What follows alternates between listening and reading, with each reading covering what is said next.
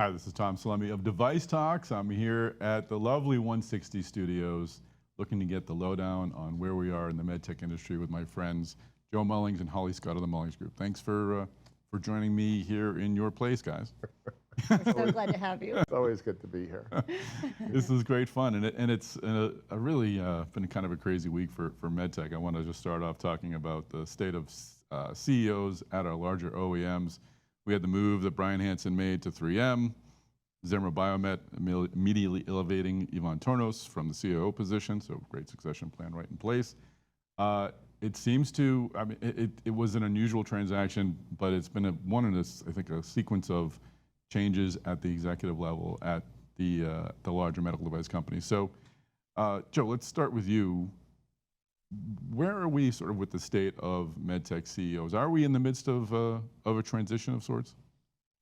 I think you might start to see a transition because we've seen it just recently, right? So Mike Mussallem heading out, Mike Minogue heading out, Gary passing the baton to Dave, you know, the Zimmer move recently, and I think boards right now are evaluating things, and I think public markets are evaluating things. And I also think that it's a little like NFL quarterbacks. There's only so many good ones out there right now. So there's always the headhunters are always out there. That's what we do. You people. Us people, right? You need me on that wall, right? So I think that you're going to start to see, because it's tough to come into some of these large strategics. If you don't have great succession planning going on right now, you're afraid to make a move. And if you're afraid to make a move and you have to make a move on a CEO, then what are you going to do? And this is there's a pivot point happening in medtech right now, this whole digital transition that's going on.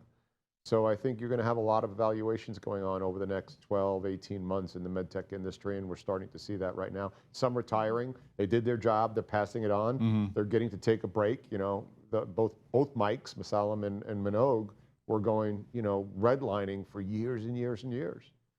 And it's time for them to move on. They chose to move on, they weren't replaced. One was an acquisition, one was like, okay, done my job here, time to maybe enjoy life the last 30 years here. Holly, you were at DeviceTalks Boston. Thank you for being part of that as well. We had Tom Poland there, the CEO of BD, talking about his elevation to the role a couple of years ago, and the fact that he's already trying to identify his successor. As we see more medical device companies, the larger ones, have CEOs who, you know, maybe will be making moves in the coming years. Do you see larger medical device companies? Are there succession plans in place? Are these conversations happening at that level currently? Things that maybe someone who's calling folks on a routine basis, these companies would hear about, but us on the outside, we folks on the outside might not. Yeah, so there's succession planning from, what did Tom Poland share? The second week on the job, he started talking about succession planning. So it's important, it's prudent, and in a company that is public, you're not only serving your employees, but you are serving the greater market. So there's response to that. So that's something that should be the fabric of a healthy, well-run organization, and it is part of the overall plan. Now, at the individual level, does the overall plan tee up to the individual's career aspirations? Not always, hence the reason we see the shuffling of the deck. I believe that a lot of the shuffling of the deck that we've seen this year is a response, a righteous response from the last few years that we've had. A lot of CFO changes at the helm, so it's, you know, response to supply chain and response to operational issues and costs and such. So there's a lot of that going on in the bigger picture. But in terms of succession planning is something that most organizations have in play, and it's a matter of if it's effective and if it's actually going to elevate the right people. Interesting. And Joe, do we see the pressures that happened over the past 2 years, over the COVID years, did that accelerate any of this? Did some CEOs just sort of either deficiencies in their skill sets were apparent, or they just fixed what they had to fix and they don't want to go through it again and they're ready to move on or something? Did that have any impact on the time frame of people either deciding to step back a bit or perhaps take a new role? Well, I think it exposed the weaknesses in these large cap companies. So not just large cap, all companies. So you started to see in some of the large strategics, there were very clear supply chain issues. There were very clear, and that well beyond what everybody else experienced. And then you start to pull that string, and that's what happens with these roles, is once you start to expose an area, everything becomes under a microscope examined. And that's why people never want the FDA, outside of normal audits when they come in, is once they find something, well, they're gonna lock and load and keep going. And that's what boards do. And if you've got an underperforming stock, if you're losing market share across the board, and I don't think this is gonna be, I think you're gonna see another major move on a CEO in the next 6 months in medtech, and it'll be one of the top 5s. Oh, interesting. Yep. And the way I look at that is I also look at when you start to have lieutenants, direct reports to CEOs start to leave that company, that is usually due to signaling that's going on that there's going to be a regime change. And the new person coming in, you're not in their camp. And so I'm going to say that within the next 5 to 6 months, there's going to be a major CEO change at one of the top 5. So which is the chicken and which is the egg in that instance? Is it the lieutenant who's leaving is leaving because they know there's a change coming up above and they know the new person might not have them in their camp, or is the fact that the lieutenant's leaving a sign of weakness and that leads to the CEO leaving? Yes and yes, Yeah. both. I knew you were going to give me that. Yeah, because here's what happens, Tom, is you got some CEOs in place that are, the lieutenants see that they're not getting the attention they require in order to move their chess piece forward. And so they're frustrated. And so then your career then goes on hold because you're not getting the dry powder to move your product and or technology forward. But there's another organization that's willing to do that. And so you leave that way. Sometimes they leave because they're like, I don't think this individual's got the chops to move this forward. And I'm out of here. And as you said, the new leader has been selected. It just has not been announced yet. And I'm not in that person's camp. Yep. So I'm out of here. And that's, just look at the head count that's left from the large strategics lately and connect the dots from there. I'll be right back. I'm gonna go take a look. Ollie, we're talking about senior leadership at the larger OEMs, but let's bring it down a couple of tiers to the startups and the pool of executive talent for startup companies in medtech. How does it compare? How does this current crop compare to past years? Well, I think they're better. Why do I think they're better? Because they've got the scars to prove it.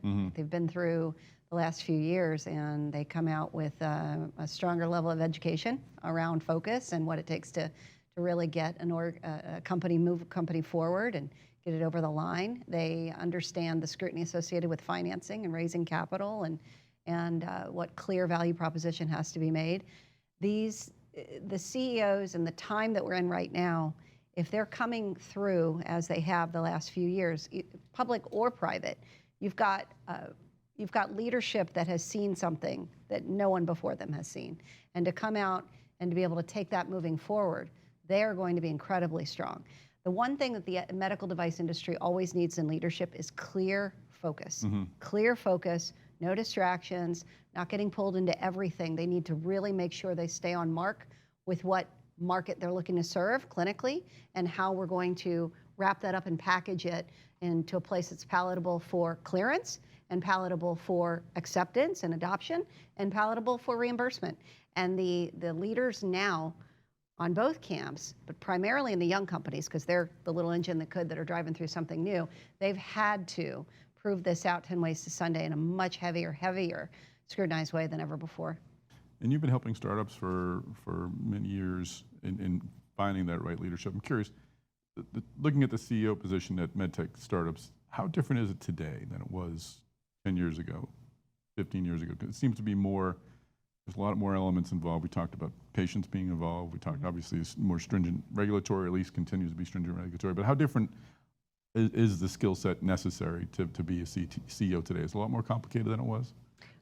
Well, I think it's like anything. The more you know, the more you know. And we have built on what we've learned over the years. So now the CEO, let's say the founder CEO, has more opportunity to learn about the dark corners coming and to prepare for them than ever before.